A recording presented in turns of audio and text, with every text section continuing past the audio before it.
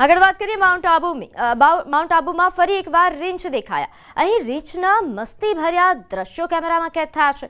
Mount Abu પર્યટકો માટે મનપસંદ સ્થળ છે, ત્યારે પ્રવાસીઓ રીંછનો સાથે તેમનો ભેટો પણ થઈ રહ્યો છે।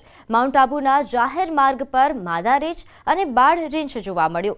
લીલોતરીમાં રીંછની મસ્તીભર્યા દ્રશ્યો સામે આવ્યા હતા। તો માઉન્ટ આબુમાં ફરી એકવાર રીંછ દેખાયા। નોંધે છે કે આ સિઝનમાં રીંછોની અવરજવર જાહેર માર્ગો પર વધી છે। અહીં રીંછના મસ્તીભર્યા દ્રશ્યો પ્રવાસીઓએ કેમેરામાં કેદ થયા। રીંછ દેખાતા અહીં પ્રવાસીઓ પણ ખૂબ જ આશ્ચર્યચકિત પણ થયા હતા અને સાથે સાથે આ નજારાનો આનંદ માણ્યો। તો આ તરફ રાજકોટ જિલ્લાની ગોંડલ નગરપાલિકા દ્વારા જન્માષ્ટમીના લોકમેળાનું આયોજન 14મી થી 20 ઓગસ્ટ દરમિયાન લોકમેળો યોજાશે, જેને લઈને ગ્રાઉન્ડ ખાતે હરાજી પ્રક્રિયા હાથ ધરાઈ હતી। પાલિકાએ ટેન્ડર માટે સંગ્રામજી હાઈસ્કૂલ ગ્રાઉન્ડનો 51 લાખ રૂપિયા ભાવ બહાર પાડ્યો, જેમાં 6 લોકોએ ટેન્ડર સૌથી ઊંચા ભર્યા હતા, જે પૈકી સૌથી વધુ 79,81,968 રૂપિયાનું ટેન્ડર ભરાયું, એટલે કે પાલિકાએ 28.81 લાખ વધુ મળ્યા।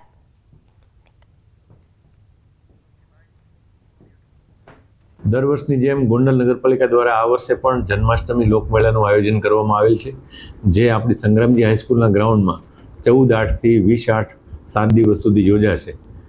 આ વખતે કુલ 6 વ્યક્તિઓએ ઓનલાઈન ટેન્ડર પ્રક્રિયામાં ભાગ લીધેલો હતો, જેમાં સૌથી ઊંચી બોલી 79,81,968 રૂપિયાની આવતા ભાર્ગવભાઈ પરમાર નામના વ્યક્તિને આ મેળાનું ગ્રાઉન્ડ આપણે હરાજીથી ભાડે આપેલ છે। તો તાપી પાર રિવર લિંક પ્રોજેક્ટને લઈને ફરી ઉકળતો ચર્ચો।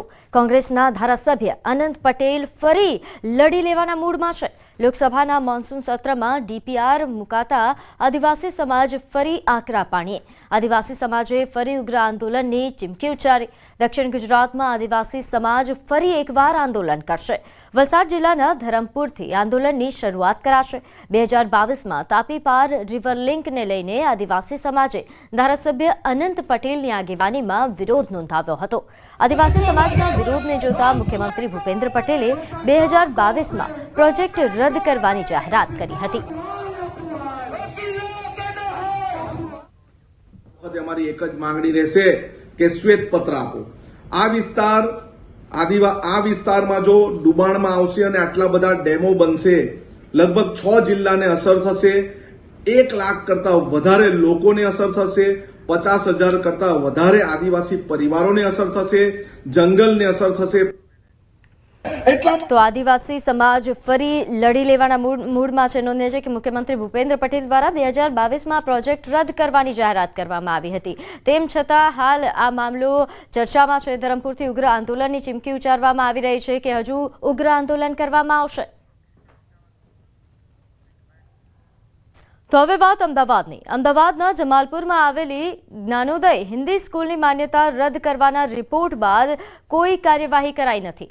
10 દિવસ પહેલા ડીઓ માન્યતા રદ કરવા મામલે રિપોર્ટ રજૂ કર્યો હતો। 2018માં શાળાને વસ્ત્રાલમાં એક જર્જરિત કોમ્પ્લેક્સમાં ટ્રાન્સફર કરવામાં આવી હતી। કોમ્પ્લેક્સમાં ફાયર એનઓસી અને બીયુ પરમિશનના ન હોવાથી વિવાદ થયો હતો। 2 વર્ષ પહેલા માન્યતા રદ કરવા માટે જિલ્લા શિક્ષણ અધિકારી કાર્યવાહી કરી હતી અને બોર્ડમાં તેનો રિપોર્ટ પણ મોકલી દેવાયો હતો।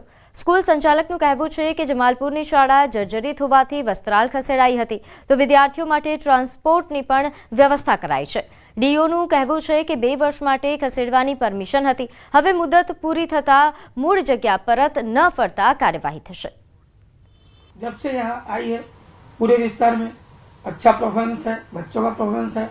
अगर हमको डिस्टर्ब ना करें तो हम बच्चों को और अच्छा देने की कोशिश करें, लेकिन बार बार डिस्टर्ब करना, उल्लंघन करना, हर चीज ये सब कर रहे हैं। મૂળ જગ્યા ઉપર પરત હવે જે જગ્યા છે તે એમની પાસે છે નહીં, એટલા માટે તેઓએ એવી રજૂઆત અહીંયા આપી હતી। અમે સ્થળ તપાસમાં સરકારી નિયમ પ્રમાણે જે રીતે એમને સ્થળ ફેરફારની મુદત પૂરી થઈ ગઈ એટલે એમનો કરાર પૂરો થઈ ગયો, જેથી કરીને શાળાની સામે અમે તાત્કાલિક કહ્યું કે ભાઈ પરત મૂળ સ્થાન ઉપર જાઓ। તેઓ ન ગયા। બોર્ડમાં અમે મોકલી આપ્યું છે। ગુજરાત માધ્યમિક શિક્ષણ બોર્ડ દ્વારા અને કમિશનર શાળાઓની કચેરી દ્વારા એનો નિર્ણય લેવામાં આવશે। તો હવે નજર કરીશું ટોપ 3 હેડલાઇન્સ પર। નર્મદા ડેમના 15 ગેટ ખોલી છોડાઈ રહ્યું છે પાણી. ઓગસ્ટમાં ભારે વરસાદની અંબાલાલની આગાહી. પંચમહાલમાં તાલિબાની સજા મામલે 10ની અટકાયત.